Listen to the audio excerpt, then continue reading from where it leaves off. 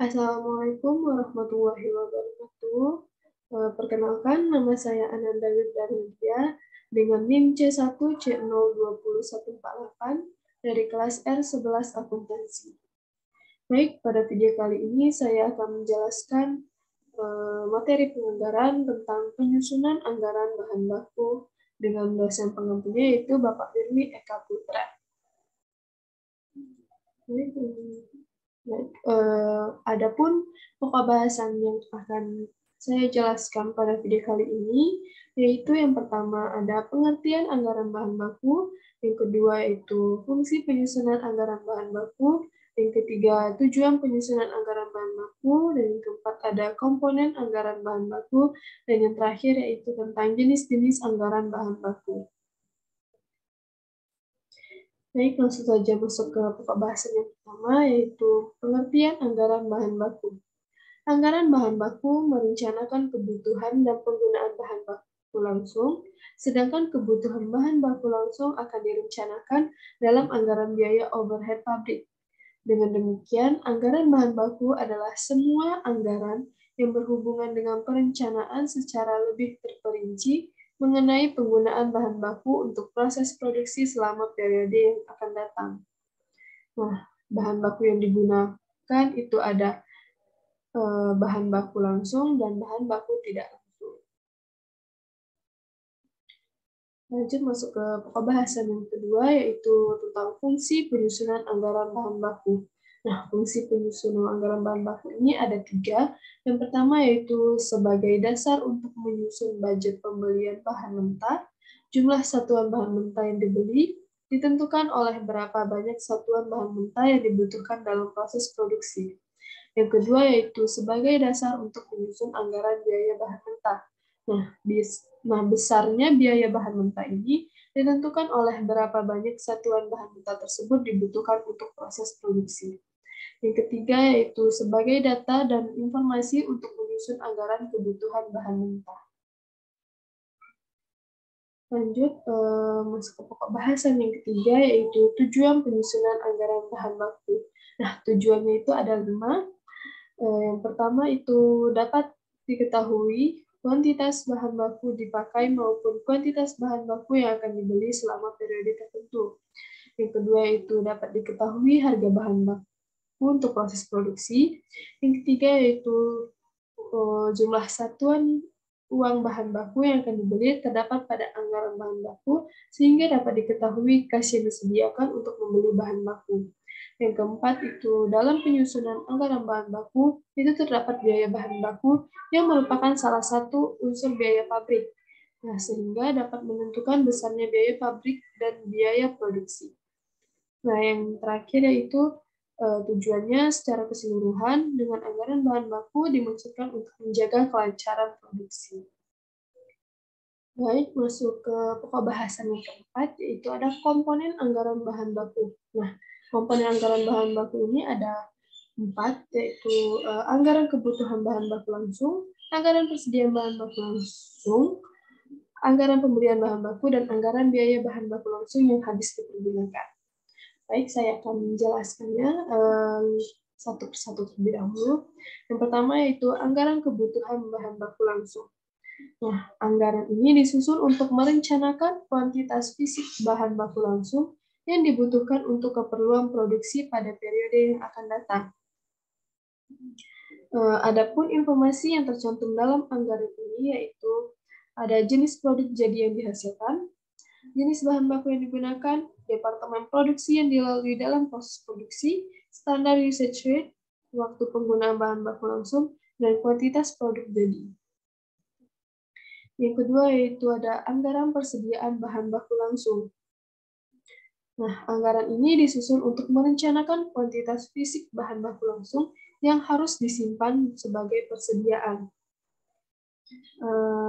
Adapun faktor-faktor yang mempengaruhi persediaan bahan baku ini yaitu ada volume produksi selama suatu periode waktu tertentu, volume minimal bahan baku langsung, besarnya pembelian yang ekonomis, taksiran perubahan harga beli bahan baku langsung di waktu yang akan datang, biaya penyimpanan dan pemeliharaan bahan baku langsung, dan tingkat kecepatan bahan baku langsung menjadi rusak.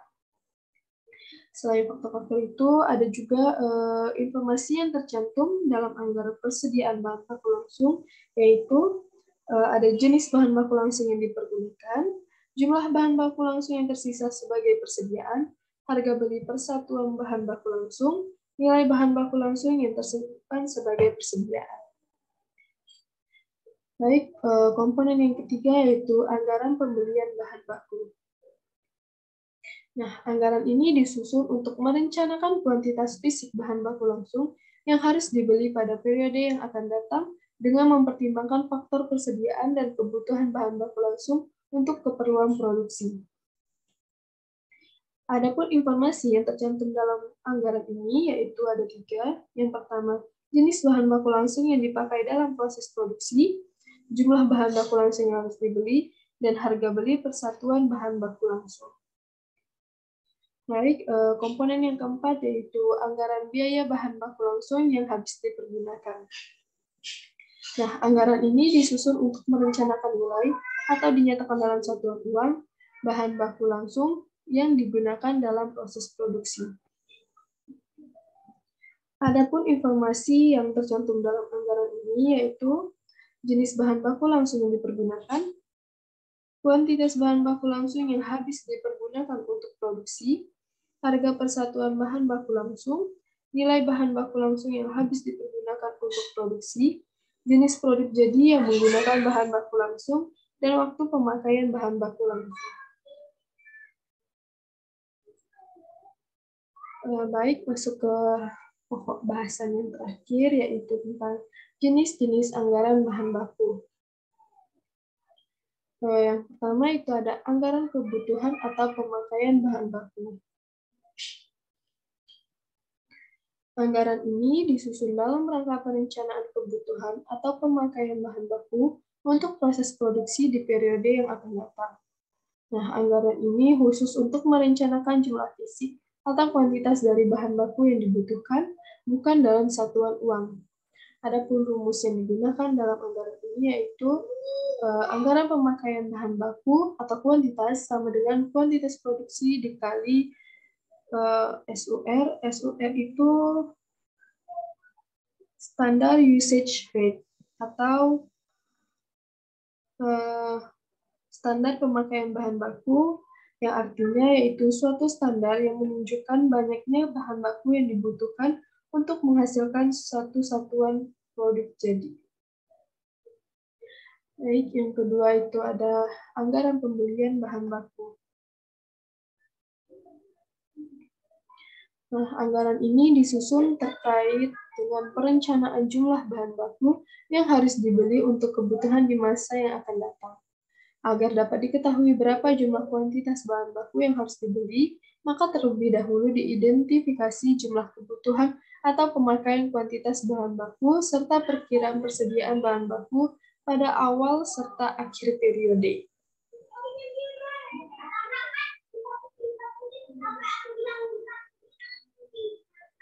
Baik, jenis anggaran yang ketiga yaitu ada anggaran persediaan bahan baku.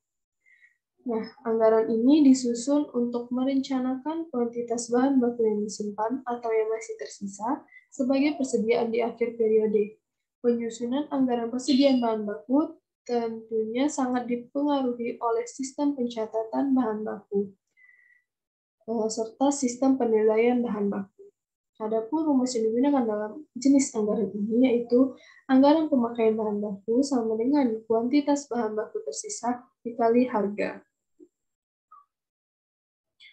Kemudian jenis anggaran yang terakhir yaitu ada anggaran biaya bahan baku. Anggaran biaya bahan baku ini merencanakan biaya bahan baku karena adanya pemakaian bahan baku untuk kegiatan produksi di masa yang akan datang. Sama halnya dengan penyusunan anggaran persediaan bahan baku. Untuk penyusunan anggaran biaya bahan baku, ini tentunya sangat dipengaruhi oleh sistem pencatatan bahan baku serta sistem penilaian bahan baku. Nah, rumus yang digunakan dalam jenis anggaran ini yaitu anggaran biaya bahan baku sama dengan kuantitas pemakaian bahan baku dikali harga. Demikian penjelasan materi dari saya. Semoga teman-teman dapat memahaminya dengan baik. Dan buat teman-teman yang ingin bertanya, saya silahkan bertanya di kolom chat. Atas perhatiannya, saya akhiri dengan wassalamualaikum warahmatullahi wabarakatuh.